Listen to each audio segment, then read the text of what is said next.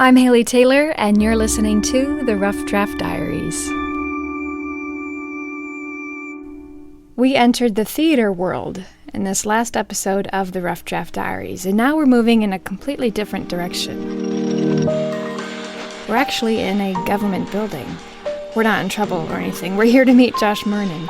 He's the Vice President and General Counsel to the Lucas County Land Reutilization Corporation, or simply, the Lucas County Land Bank. Now, I had never heard of a land bank before, so my first question was quite simple. What is a land bank? The Lucas County Land Bank is a tool that is set up to return vacant, abandoned, tax-delinquent properties to productive use. So the end goal is to strengthen neighborhoods and increase property values and rebuild the community. My second question got slightly more complicated. What does a land bank do? We're driven in large part by what the community brings to us. We can respond to, say, a neighborhood-based organization telling us, hey, there are 4 or 5 vacant, abandoned, residential structures on these 3 blocks, and they're really a problem for us. We could say the same thing about a commercial structure in the neighborhood or downtown.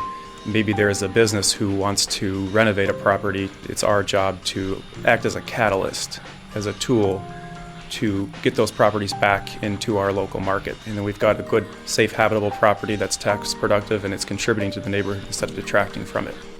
So essentially there's 3 different outcomes for these abandoned properties. The residential structures can pass to potential homeowners, commercial buildings can be acquired by businesses, and properties in severe disarray can be demolished. In some cases, then the neighborhood decides what goes in its place. Sometimes it's a garden, sometimes a playground. And again, the majority of the land banks acquire comes through tax foreclosure. It may sound a little complicated, but Josh assures me the process is really quite simple. Say you wanted to buy a property from the land bank, it's pretty straightforward. The property is on the market, it's listed with an agent. The only thing that would be different than just putting the offer in is we want to see an application with a rehab plan and proof of funding to get the renovation work done. After that, the property is sold. We retain a legal interest in the property until the rehab work is complete.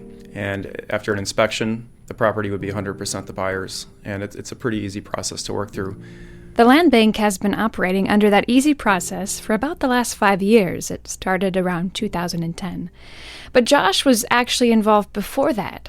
He was a part of bringing the project to Toledo, along with a handful of others. If anything, that shows Josh's dedication to the city of Toledo, the city where he was raised.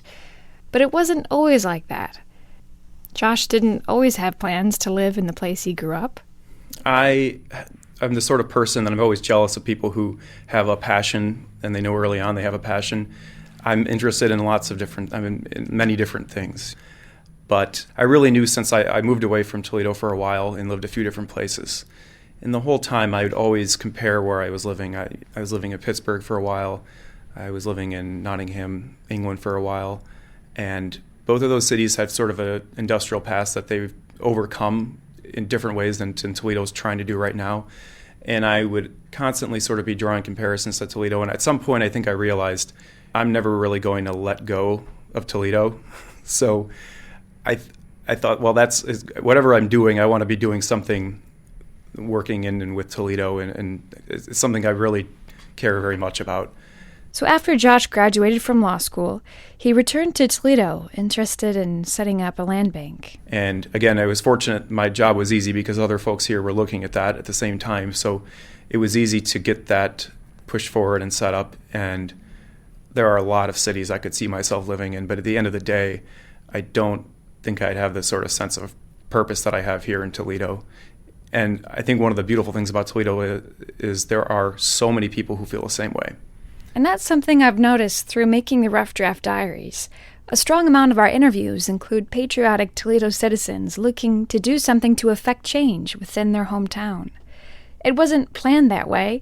I actually hope eventually we'll branch out and see other areas of Northwest Ohio. But for now, it's hard not to enjoy these stories of how each individual is learning to make their mark on this mid-sized city. And Josh, through the Lucas County Land Bank, is looking for more ways to connect those individuals. Generally, we need to be creative about how we envision the city looking in the future. We need to know what it needs to look like, what we want it to look like as a community. We are not as connected.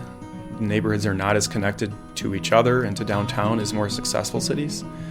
When you can drive down a number of streets in Toledo and envision what it could look like. And when I drive down Bancroft, coming in and out of downtown, I envision what it could look like if we had slower traffic, if we had well-built, well-maintained townhomes on some of what's now vacant land. The good news is there are so many people, and I couldn't even start, I won't name individuals, because there's so many people in the neighborhoods, in the public, in the private sector, looking at the long-term design viability of downtown, looking at creating sort of vibrant, walkable spaces that just make for a better, more livable city. And with the combined efforts of all those individuals, Josh thinks a better Toledo is possible sooner than it's ever been before.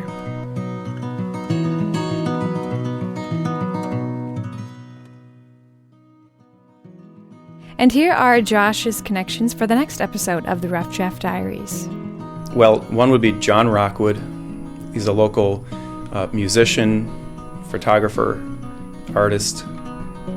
Another would be my friend Ian Malhoit. Ian and his wife recently moved to downtown Toledo, and they have a young child, and I think it would be interesting to talk to them about their experiences sort of raising a family in downtown Toledo.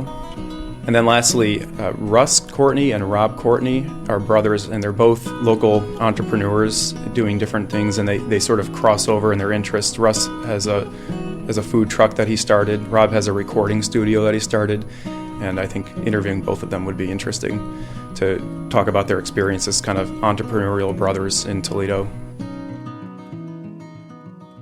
Tune in next time to hear who I pick on the Rough Draft Diaries. For now, I'm Haley Taylor, and thanks for listening.